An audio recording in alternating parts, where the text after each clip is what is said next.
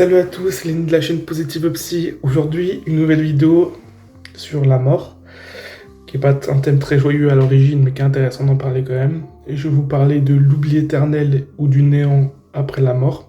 Comment cela m'aide. L'oubli éternel, c'est un concept pour dire qu'en gros, après la mort, il n'y a rien. On appelle ça aussi l'oubli ou l'oubli éternel, voilà. Ou tout simplement le néant après la mort, ou l'absence de conscience après la mort.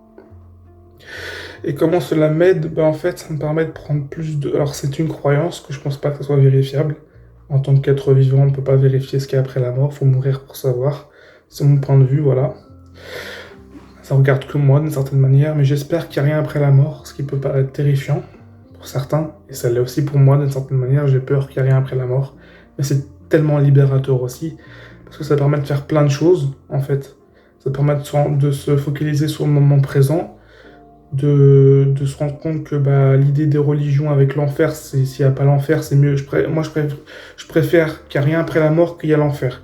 Je considère la souffrance pire que la non-existence. Je préfère ne pas exister que de souffrir. Voilà. Ça regarde que moi aussi, mon avis personnel.